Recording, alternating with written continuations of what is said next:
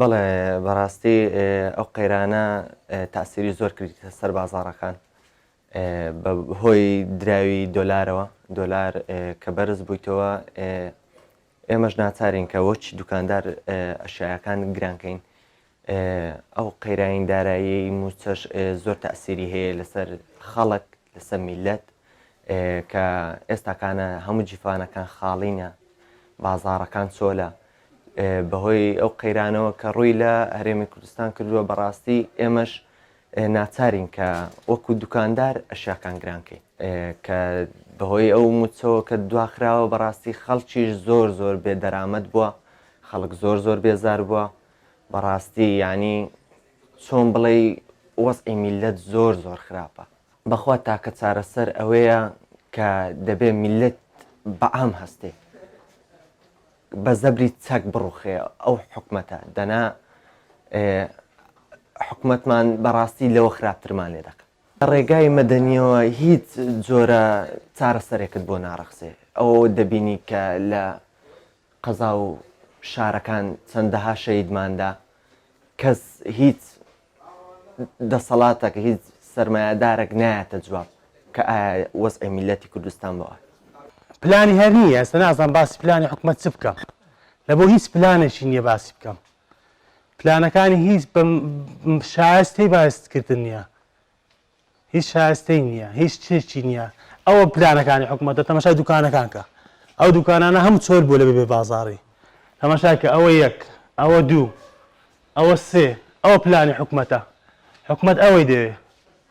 حکومەت ئەوەی نایە بینایشی دروست کاتەوە یانەوەتە بژێیەکی بکاتەوە ناو بازاڕەوە مەعاشی بدا مانگانە پلانی ئەوەی نییە پلانی داڕوخاندن هەیە پلانی ئەوەی هەیە کە هیچ شتێک نەمینێ لە وڵاتە دەهەیە ئەو خەڵکە هەموو بڕوە نەمێنێ لە وڵاتە تەماشای دوکانەکان کە ئەو دوکانەکانی شاری کۆیە هەمووی چۆری کردووە هەر دوکانەی پێشتر شەڕی لەسەر دەکرا بۆ گرتنی ئێستا یەک دوکان نابینی هەموو بەتاڵە تەنانەت ئەو گوزارە تەماشاکە ها بۆتە گۆڕستان ئەو لە ساسی چێەوە ئەو لە سەری حکومەتەوەیە ئەرکی خەڵک ئەوەیە هەموو یەکگرتوو بێ هەر هەموو بەیەکەوە دەست بکاتە دەستی یەک واز لەو بێنێ ئەو نەفسی ئێ لە قسە لە سەوی بکە ئەو قسە لە سەوی بکە ئەو قسە لە سەوی بێنێتەوە لە بۆ حکومەت با لە ناو خۆیان چاکسازی بکەن خەڵک پێویستی بە چاکسازیە حکومەت هیچ پێ ناکرێ حکومەت 20 نەفەرە بڕۆ باس 50 نەفەر بێ ستان بە تاقتەنیام وایە 50 نەفەرم لەگە بێتانم هەموو شتێکی بکەم پلانەکانی حکومەتیش ئەوەیە ئێستا چی کردووە ئیتر خەڵکێکی زۆری لە خۆی خۆ کردێتەوە ئیتر 2 معاش و 3 معاشیان دەداتێ و بۆ خۆشی چ ئایبی نییە حکومەت هیچ کێشەی نییە بەس هاوڵاتی فەقیر چینی چێسی فەقیر کەوتیتە قوڕەوە بەس مانیە گۆڕەکەی بۆڕقانی بخێنایە واشیان لێ کردووە لە داهاتوو جوای لێ دەکەن ئەگە ئەو خەڵکە بە هۆش خۆی نێتەوە هیوادارم ئەو خەڵکە بە هۆش خۆی بێتەوە هەر هەمووی بەیەکەوە دەست دەناو دەستی یەکنێ واز لەو بێنێ بەیەکەوە هاو نیشتیمانی هاو سۆزی دەسۆزی بۆ یەکتر نەک بۆ تاکە شەخسێک حکومەت ئەگەر دەست بەو چاکسازی بکە پێم وایە باشە لەبەرەوەی خەڵک وەزعی زۆر خراپە ئێستا باش نییە خاستن ئەو هەستان و ئار و گۆڕی دۆلار و ئەوەش بە یەکجاری وەزعی خەڵکەکەی تێکدایە وەڵڵاهی ڕێگە چارەسەر چییە پێم وایە لەگەر حکومەتی ناوەند ڕێککەون ئەنی بەڕاستی ئەو میلەتە هەنیە تاکەی چاوەڕوان بکات موچە نییە موچە ئێستاوە موچەکە هەیە موچەکە دەدرێت بە 2 مانگ جارێک ئەو وەزعی دۆلارەش هاتە سەر یەکجاری یعنی باری ئەو خەڵکەی گرامەوە باش دەبی بەڵێ باش دەبی ئەگەر ڕێککەون لەگەڵ بەغدایە پێم وایە شتەکان تۆزێک هەتا ڕادەیەک ئەهوان دەبتەوە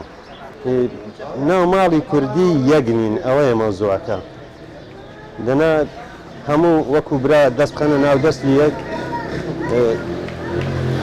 بێنە ساحەکەی و پێم وایە باش دەبی ئینشاڵڵا هەنی ئەوە چەند ساڵە و خەڵکە لەو نەهامەتی و بێوەزعی تەحەملی کردیە باشیش یعنی باشیش بۆ میلەتەکە هەتا ئەوڕە خۆی ڕاگرتێ دەلالە لەوەی دەکا خەڵکەکە باشە